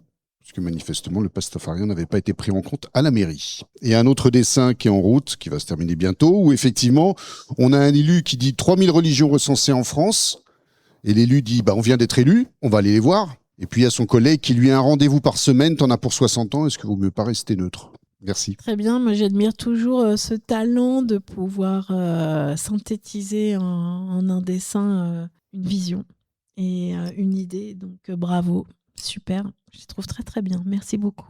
Et on continue sur les questions. Bonsoir. J'aurais voulu que, en tant qu'élu local, vous pourriez peut-être partager avec nous votre expérience d'un facteur qui a été démontré, mais assez récemment, un angle mort quelque part sur le séparatisme, sur justement le non-respect de la laïcité, voire la radicalisation, qui est en fait tout cet écosystème des associations sportives, des clubs de sport. Alors, je ne fais pas de généralité, bien entendu, mais il y a un certain nombre de cas, de problèmes qui ont été relevés dans certains clubs. Alors, je ne sais pas si, en tant qu'élu local, à Bagnolet, par exemple, vous avez pu avoir accès à des équipements sportifs, en tout cas, voir un peu, vous faire une idée concrète de ce qui pouvait s'y passer. Merci. J'ai pas de nom spécifique d'association sportive, mais c'est sûr que le secteur du sport, localement, est aux prises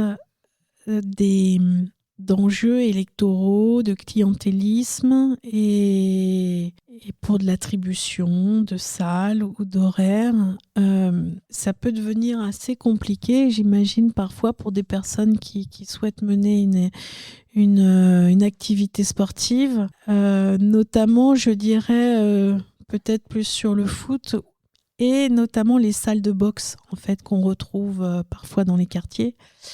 C'est vrai, peuvent être des points névralgiques dans lesquels on retrouve ou des personnalités ou en tout cas une connivence assez forte. Je n'ai pas d'exemple précis sur le sport à Bagnolet, mais c'est sûr que quand on entend les témoignages de certains lanceurs d'alerte, c'est évident que au même titre que l'école, le sport, la jeunesse et le sport sont clairement les terrains prioritaires d'entrisme pour les mouvances, moi que j'ai fini par nommer islamo-décoloniales. Parce que souvent on dit islamiste, mais quand vous voulez prendre politiquement une ville, ce segment qui sont les mouvances décoloniales et qui ont déjà un discours politisé est compatible. En fait, pour moi, les mouvances coloniales sont celles qui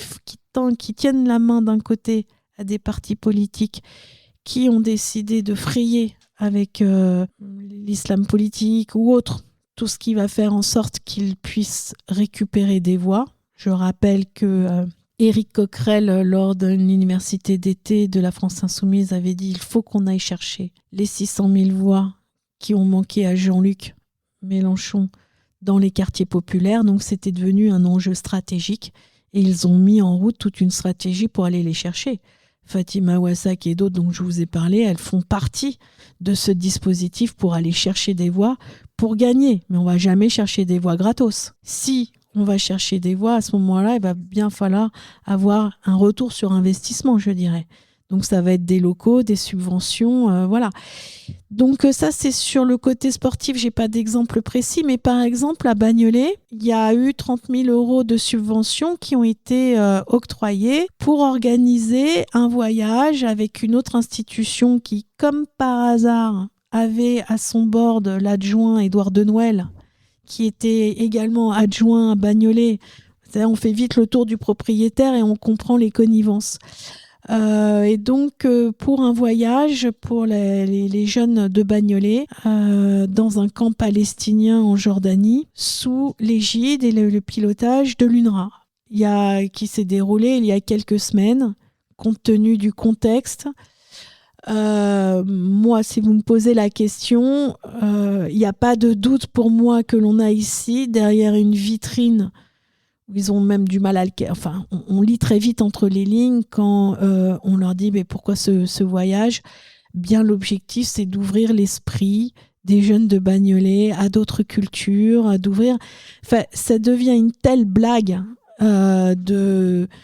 on appelle ça dans la communication dans laquelle je travaille du bullshit, hein, c'est-à-dire on vient vous donner des explications auxquelles ils ne croient même pas eux-mêmes parce qu'ils ont envie de promouvoir le combat de la Palestine. Et ce qui me gêne beaucoup là-dedans, c'est qu'on instrumentalise des jeunes. Moi, si vous m'avez demandé mon avis, je ne suis pas contre qu'on ait des prises de parole pour la Palestine. Ces jeunes, on va trouver un projet dans lequel ils vont se retrouver, qui va leur ouvrir l'esprit. Qui est-ce qui les empêche de faire un partenariat avec l'association Rempart, par exemple, et d'aller remettre debout des murs du XIIe siècle, je ne sais pas, à Carcassonne ou ailleurs. Là, on peut très bien s'ouvrir l'esprit et puis créer justement des nouvelles découvertes pour des gamins qui ont grandi toute leur jeunesse dans un univers urbain et parfois un univers urbain même un peu fragilisé. Et puis, d'un autre côté, pourquoi pas organiser un débat le soir, mais ce que je trouve très gênant, c'est d'aller chercher des ados et de les embrigader dans un projet avec un conflit qui est importé et d'avoir un biais et une vision sur le sujet qui n'est pas neutre.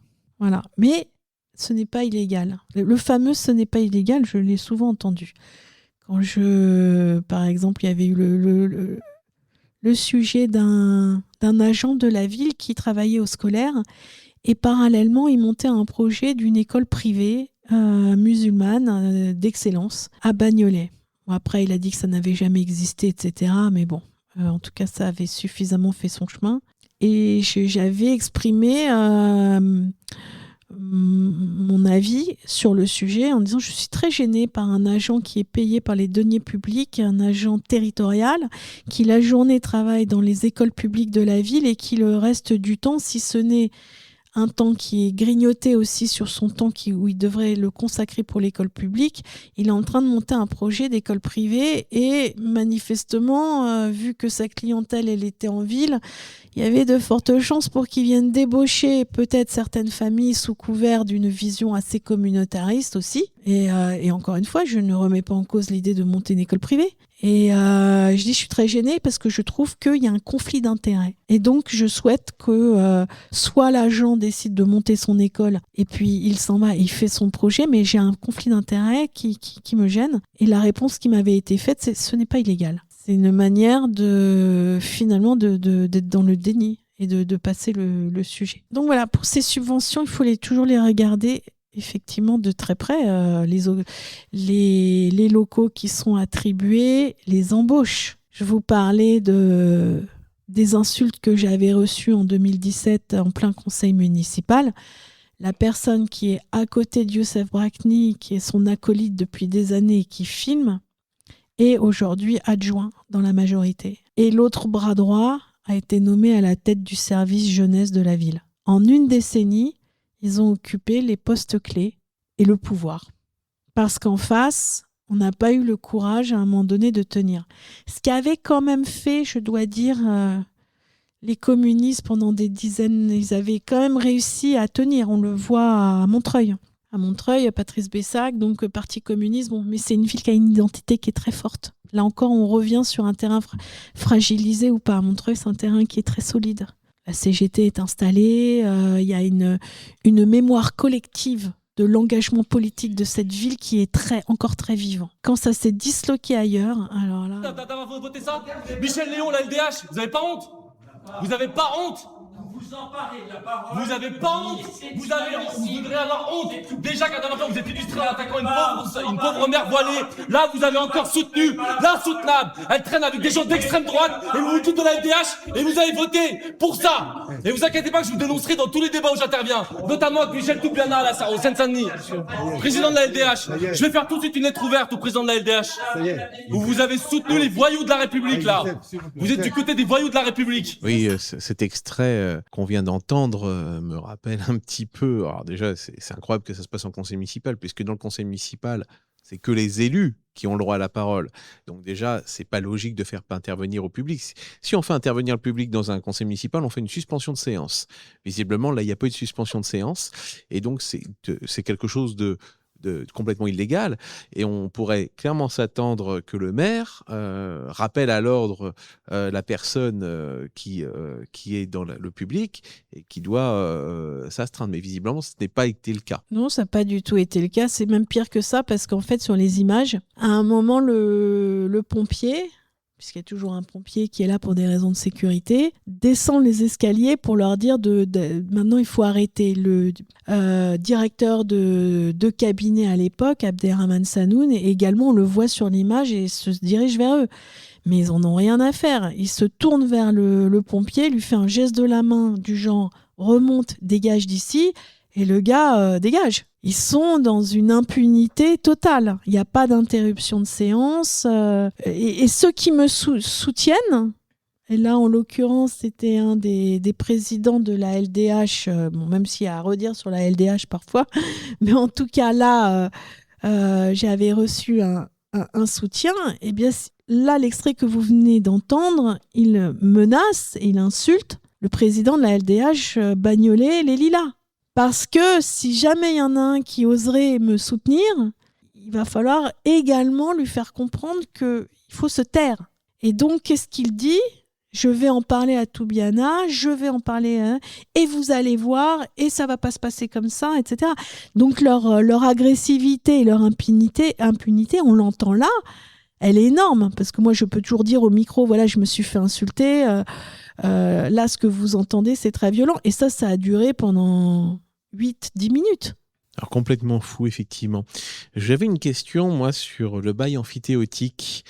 Donc, c'est ce que tu nous expliquais, cette mosquée qui a été construite avec un bail amphithéotique.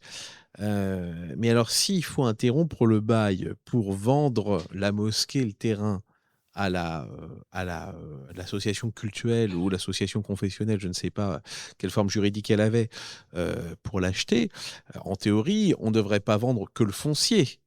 On devrait vendre aussi le bâti. Et pourquoi ? Parce que dans un bail amphithéotique, le principe, c'est que à l'issue du bail, le terrain qui a été loué donc à 1 euro par an et le bâti au-dessus, donc voilà, là pour le coup c'est une mosquée, mais ça a pu être autre chose, revient dans ce contexte, c'est à la municipalité et on devient propriétaire. Là, du coup, ce n'est pas le cas. Donc, il y a une rupture de bail. Et s'il y a une rupture de bail, ce n'est pas logique que de vendre uniquement que le terrain. Il faudrait vendre aussi le bâti au-dessus. C'est vrai, vu comme cela. Mais en fait, ce qui s'est passé, c'est qu'il y avait le terrain en bail amphithéotique et l'association a construit avec des financements qu'ils ont apporté, ils ont construit leur mosquée. C'est la mosquée que vous voyez quand vous êtes sur le périphérique et que vous arrivez vers Bagnolet, juste avant les 2 grandes tours mercuriales, pour ceux qui connaissent. Effectivement, c'est marrant parce que ce sujet-là n'était pas ressorti. C'est vrai qu'eux ont payé la construction de leur mosquée, ils ont racheté le terrain, mais qu'à l'issue, si jamais ils étaient restés en bail amphithéotique, dans 70 ou 80 ans, effectivement, l'ensemble revenait probablement à la ville. Mais c'est vrai que c'est une veine qu'on n'avait pas creusée. Je voudrais sortir de Bagnolet. Qu'est-ce que vous pensez en fait de la situation de Saint-Denis, qui est l'objet d'insultes, d'attaques diverses et variées pour des raisons racistes ? Je pense qu'il ne faut jamais dans le combat se descendre dans des attaques qui sont vulgaires, grossières, racistes, humiliantes.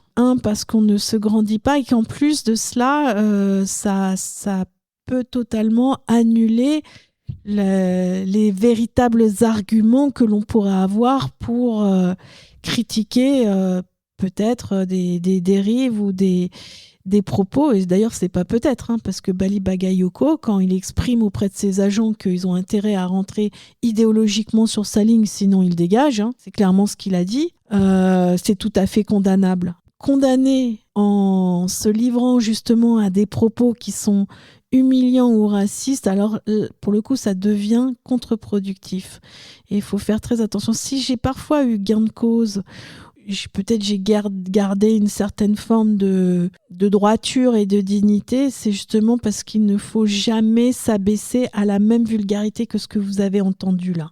Parce que je peux vous dire une chose, qu'il s'est totalement lâché, il a très bien vu que je le filmais. J'étais sous ses yeux avec mon téléphone. Et évidemment, mais ça, il ne l'avait jamais vécu avant. La première chose que j'ai fait en rentrant, c'est que j'ai pris mes images, je les ai montées, je les ai mis en ligne.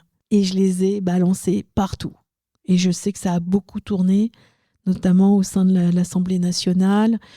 J'ai été contactée par les RG, etc. Enfin voilà, tout d'un coup, on a mis les lumières. Et d'ailleurs, les renseignements généraux qui m'ont vu après le procès, quand j'ai gagné face à lui, m'ont dit « On sait que ça a été très dur pour vous, mais on voulait vous dire qu'il n'était pas sous les radars. Maintenant, il l'est. Donc, quoi qu'il fasse, il est sous les radars et tous ces gens sont quand même surveillés de près. Et c'est important. » Donc, une fois que je l'avais filmé et que j'ai étalé sa vulgarité, sa brutalité, cette espèce de méchanceté à vous écraser publiquement, il n'a plus jamais recommencé. Ça a été, je pense, une bonne leçon pour lui, parce qu'il est passé pour quelqu'un qui ne se maîtrisait pas, pour quelqu'un qui n'avait que de la haine. Et donc, même si beaucoup de gens pouvaient me détester, parce que quand même, à force de dire dans la ville que je suis raciste, que je suis islamophobe, de me mettre sur le dos tout un tas de choses horribles, il y avait même des gens qui parfois ont peur de me parler. Je sais pas, ils ont peut-être peur que je les contamine de tous les gros défauts que l'on traîne dans la ville. Et ben finalement, il n'a jamais recommencé. Il n'a jamais recommencé parce que, effectivement, ça s'est retourné contre lui. Et vous voyez, c'était en 2017. Je les ai remis en ligne suite aux violences qu'il y a eu pour faire un écho, pour dire mais cette violence, elle existait déjà. Et elle existe depuis longtemps. Et mon post a été viral et il est parti partout. Donc, moi, je peux continuer à utiliser ces images pour les 20 ans à venir si j'ai envie. Il ne maîtrise plus rien. Donc, quand on devient vulgaire, quand on devient humiliant, c'est des propos qui ensuite se retournent contre vous et qui vous collent à la peau. Donc, voilà ce que j'en pense. Je pense que si on veut attaquer Bali Bagayoko, et je pense qu'il y a matière à faire, honnêtement, pour connaître certains acteurs locaux très bien. J'ai quelques dessous de ce qui se passe à Saint-Denis et de tous les petits arrangements qui se sont mis, et je pense qu'on n'en est qu'au début. Il faut le faire, encore une fois, au même titre que je me saisis de l'état de droit. Il y a toujours un moment où ça va partir un peu en cacahuète. Et le moment d'agir, ce n'est pas d'humilier comme ça sur un plateau facilement, c'est de se saisir de l'état de droit, d'écrire au préfet et de tenir la ligne et de continuer à avancer. D'ailleurs, les propos qu'il a eus contre les agents, ça n'a pas traîné. 48 heures plus tard, il a déjà eu un rappel à la loi de la part du préfet. Et c'est exactement ça qu'il faut faire. Il faut surveiller de très près. Dès que ça dérape, il faut revenir. Mais avoir des propos racistes, humiliants ou je ne sais quoi, c'est totalement contre-productif. En plus, ça fait tout un tas de bruit qui ne sert à rien. Ça occupe l'espace pour rien. Aujourd'hui, il y a tellement de sujets sur lesquels on devrait intervenir. Moi, j'avais une question aussi. Tu nous as parlé que tu as gagné en première instance. Mais est-ce que tu étais toujours élu à ce moment-là, quand tu as gagné en première instance, et est-ce que tu faisais partie de la majorité encore ou pas? Et est-ce qu'ils ne t'ont pas demandé de passer dans l'opposition? Alors, j'étais toujours élue pour le procès contre Youssef Brakni. En fait, quand est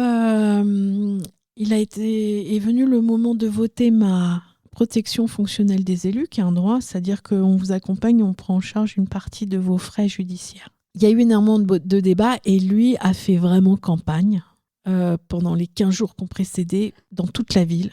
Il a répandu le bruit qu'en fait les Bagnoletais allaient payer mon procès, que c'était pas normal. Enfin bon, il a répandu tout un tas de bruit assez dégoûtant. Et du coup, il avait mis quand même le doute chez un certain nombre d'élus. Donc, j'étais même pas sûre d'avoir j'étais dans la majorité, que même au sein de ma majorité, ça tiraillait un peu. J'étais même pas sûre d'obtenir la protection fonctionnelle des élus, qui encore une fois est un droit. Donc certains maires en abusent pour attaquer à tire-larigot. C'était pas mon cas, j'avais vraiment été insultée réellement. Et en fait, le conseil municipal démarre sur la question et le maire dit voilà, nous avons une demande pour faire passer le vote au secret. C'est-à-dire que on ne vote pas à main levée, c'est un vote, on ne sait pas qui a voté quoi. Et Youssef Brakni, qui est dans les tribunes, est persuadé que c'est moi qui ai demandé ça, et parce que je n'assume pas peut-être, je sais pas pour quelle raison, il est persuadé que c'est moi. Et il sort comme un pantin de sa boîte et il commence à hurler exactement comme vous avez entendu là.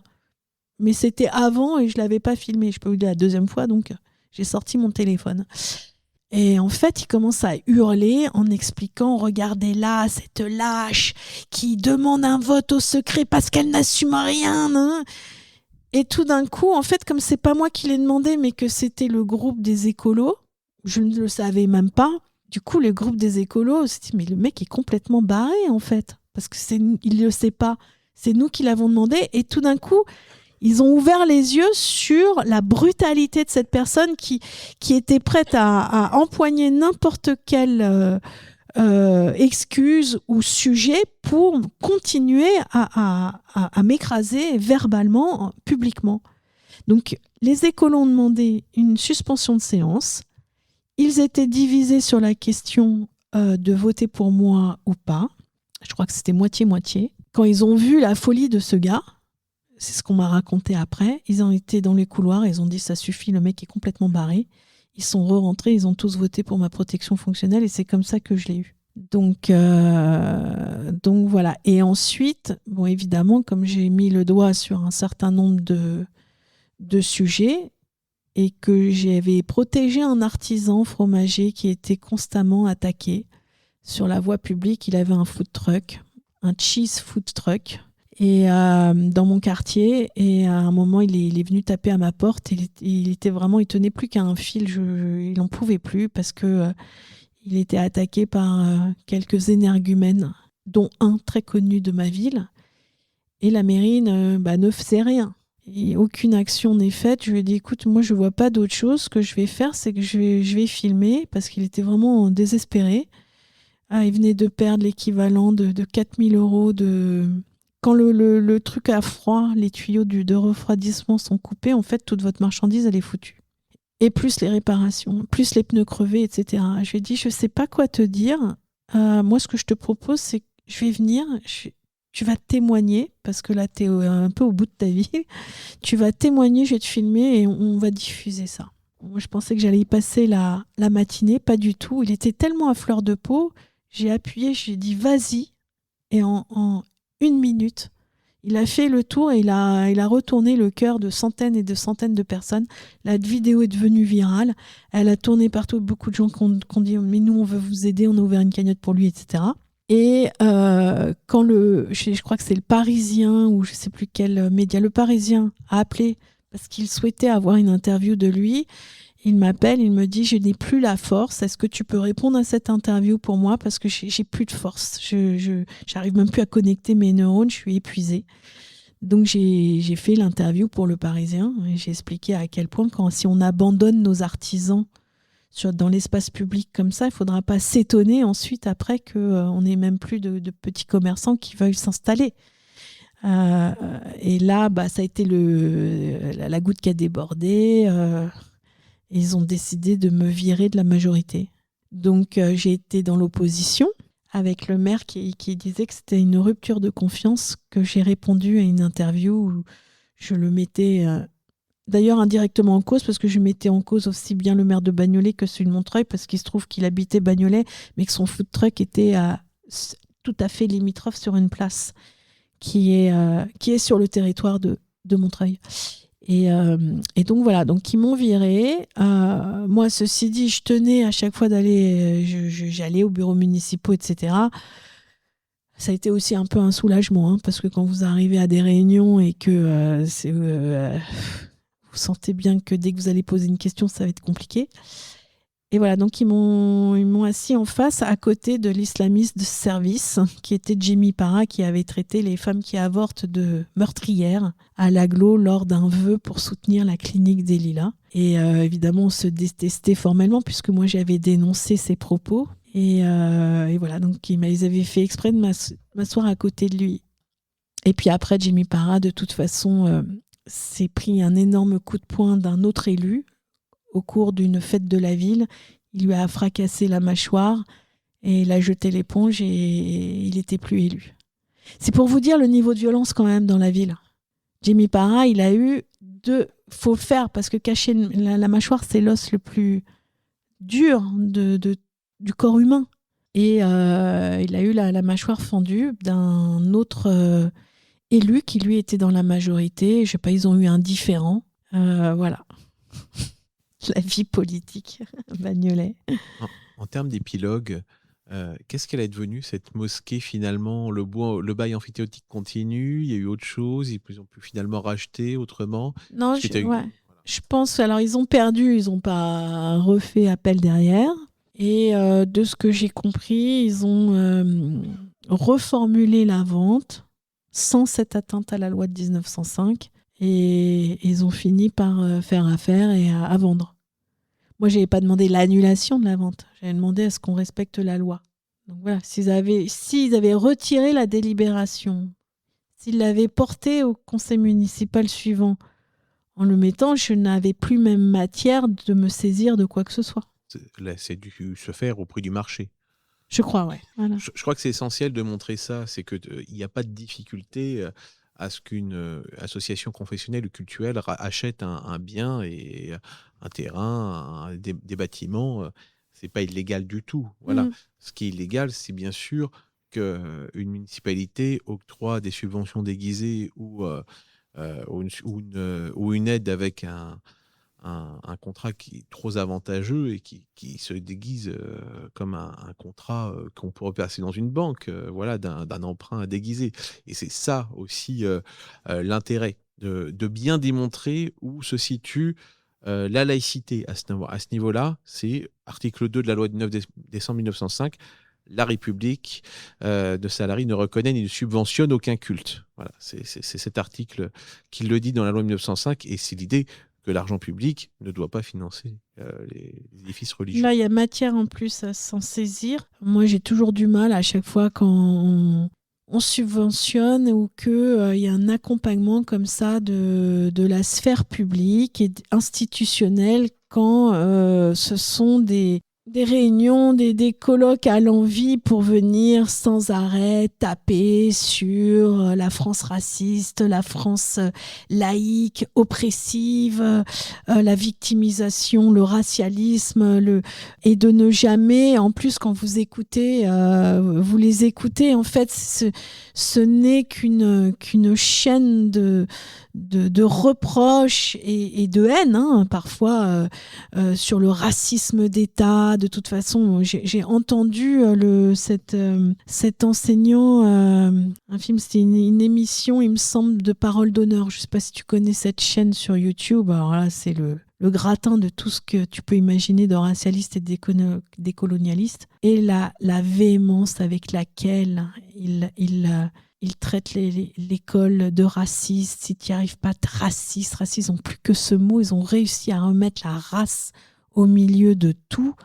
Donc, moi, ce qui m'est insupportable à chaque fois, c'est de voir à quel point parfois on peut financer des trucs. On est au-delà juste du débat national ou de l'enrichissement d'échanges avec les citoyens pour essayer d'avancer, de mettre le doigt sur des discriminations qu'il faut dénoncer légitimement. Cette hargne à nous écraser pour nous dégager, pour y instaurer leur propre vision de modèle de société, ne vous y trompez pas. Toutes ces mouvances-là, elles ne sont pas là pour faire avancer la société sur des discriminations ou du racisme ou quoi que ce soit. Elles sont là pour nous éclater, balayer le terrain et s'y installer. Je suis désolée, je sais que c'est un peu radical ce que je dis, mais l'objectif et l'agenda, il est celui-ci. Dégager la loi de 2004, dégager la loi de 1905 et instaurer une vision de la société qui aura totalement détruit l'édifice républicain tel qu'il est en le faisant passer pour l'ennemi numéro 1. Et moi, quand je vois de l'argent public qui soutient ce genre de soirée, que ce soit dans les universités ou ailleurs, c'est vrai que ça me met très en colère. Parlons laïcité. Merci beaucoup Marie-Laure de toute cette intervention. Bien sûr, ce sont tes propos et même s'il y a eu des moments, mais oui, il faut toujours le dire parce qu'il y a eu des moments dans les interventions que tu as faites qui sont politiques, alors politicos au sens grec du terme et parfois partisans, ça n'engage pas bien sûr notre association. Je rappelle parce que c'est toujours important. Et puis, je vais vous annoncer la prochaine émission. On se retrouvera le jeudi 7 mai à la MJC Simone Signoret, qui est aussi un centre social. Nous allons parler laïcité et enseignement professionnel. Et on aura Jean-Louis Auduc qui va venir nous parler de ce sujet. Il est à la fois membre du Conseil des sages de la laïcité au ministère de l'Éducation nationale. Donc, ça sera pour le 7 mai à 17h. Merci à Jean-Cry, merci à Alain pour l'interview, merci à nos réalisateurs, merci au public, toujours magnifique. Merci Marie-Laure. Et puis je vous dis au mois prochain. Cette émission est maintenant terminée. Retrouvez l'ensemble de nos podcasts Parlons laïcité sur notre site www.rers-evry.fr. Et pour rester informé de notre actualité et communiquer avec nous, rendez-vous sur notre page Facebook.